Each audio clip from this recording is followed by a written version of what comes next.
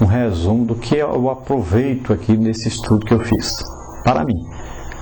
E você então poderá transmitir também para os outros depois. Isso vai servir com certeza para outros também. Então nós vamos ver agora o estudo pelo método sintético. Então, sintetizando as coisas. Vamos ver os passos a seguir. Os passos a serem seguidos no estudo bíblico pelo método sintético constitui então a repetição do padrão. Ler, observar, tomar notas, né? Depois você vai ler novamente, tomar notas, escrever isso, tudo direitinho. Todas as vezes, vai lendo, estudando, tomando nota, observando direitinho, vai de novo, faz isso de novo, e várias vezes.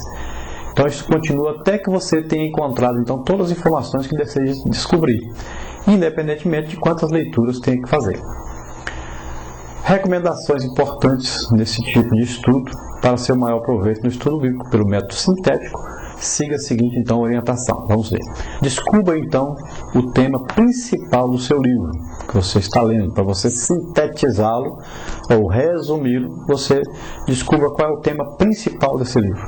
Desenvolva também o tema principal do livro. Os anúncios referentes ao conteúdo do livro ajudam a encontrar o tema principal.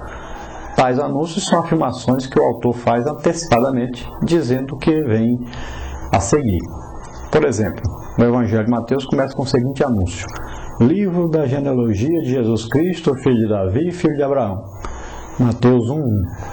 Então este é o anúncio referente ao conteúdo e logo a seguir vem a genealogia de Jesus. Existem vários outros métodos de estudo, né? O estudo pelo método temático, por exemplo, esse método lida com um assunto específico. Por exemplo, o tema principal da Bíblia é a redenção através do sangue de Cristo. Existe, por exemplo, outro estudo, que é o estudo pelo método biográfico, né? Hebreus 11 traz aí um resumo da vida de muitos dos fiéis que viveram e morreram na fé. De fato, a Bíblia afirma que todos estes morreram na fé. Hebreus 11:13. Uma vez que eles conservaram até o fim uma confiança plena nas promessas de Deus, então nós devemos estudar essas pessoas, né? A vida dessas pessoas.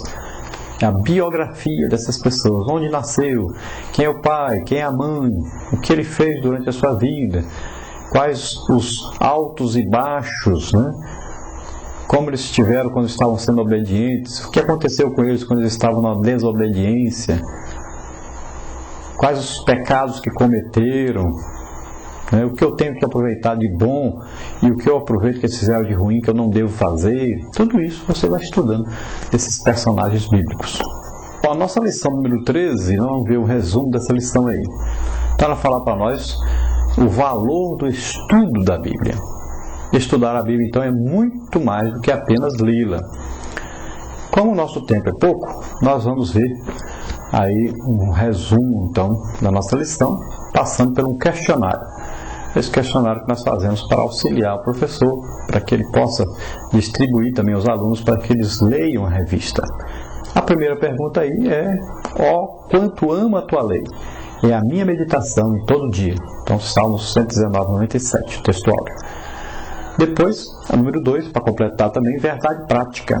Estudar a Bíblia não é apenas lê-la, é aproveitar suas lições preciosas para o crescimento espiritual, extraindo alimento para a alma.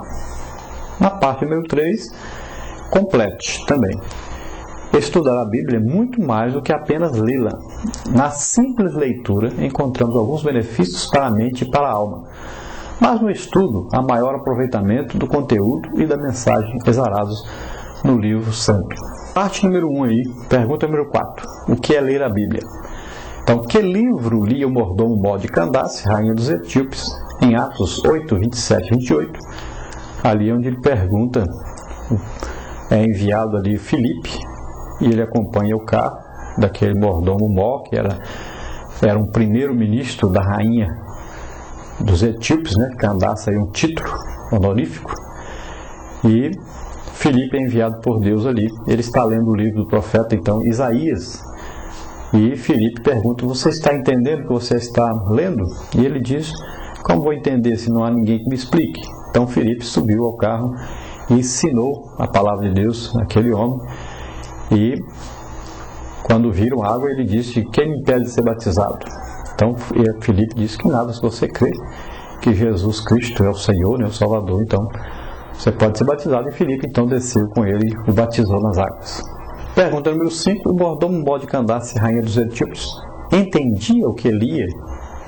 Por quê? Então a palavra de Deus diz aí que ele não entendia, porque ler não é a mesma coisa que estudar. Então ele não havia estudado, ele estava apenas lendo. Ele tinha comprado, um rolo de livro de Isaías e já ia lendo. Mas para compreender ele precisava estudar. E ele fez o mais importante, ele perguntou, ele tinha necessidade, ele tinha desejo de aprender. É o mais importante. Pergunta número 6. Aqueles que fazem propósito de ler a Bíblia toda durante o ano, por que não realizam em sua maioria? Então, porque falta-lhes disciplina e persistência. Parte número 2. O estudo significativo da Bíblia. Número 7 aí. O que é estudar? Então, coloque V ou F. V para verdadeiro, F para falso. As verdadeiras estão aí. Estudar consiste no processo de concentrar toda a atenção em um fato, assunto ou objeto com o fim de aprender-lhe a essência, funcionalidade, utilização, relações de causa e consequências. Estudar exige do estudante certas aptidões intelectuais, tais como aprender a ver, ouvir, redigir, ler, memorizar, raciocinar.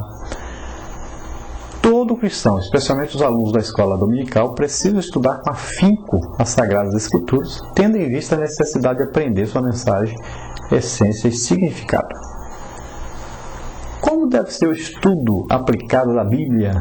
Aí a pergunta número 8. Então, o estudioso da Bíblia deve procurar conhecer a sabedoria e a instrução para entender as palavras da prudência. Provérbios 1:2. O estudo das Escrituras conduz o crente à sabedoria em todos os aspectos da vida. Devemos ter cuidado para que o aprendizado não seja meramente teórico ou mnemônico. O que é mnemônico? Facilidade de gravação na memória.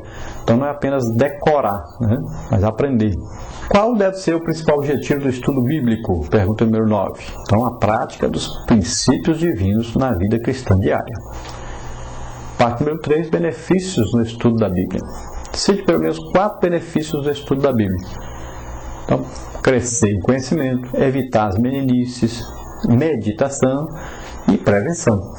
Você pode pegar, por exemplo, uma Bíblia como essa aqui, que é Bíblia de Estudo Indutivo, ou então fazer o estudo como nós estamos detalhando aí para você fazer. Essa Bíblia, por exemplo, no final de cada capítulo, e no início, nós temos aí sugestões. E nós temos aqui, por exemplo, no livro de Daniel, temos aqui no final, tema de Daniel. Aí tem aqui autor, a data, o propósito do livro, as palavras-chave, os reis, o reino, divisões do livro, tema dos capítulos. Então é aqui uma ideia, para se ter como estudar a Bíblia então.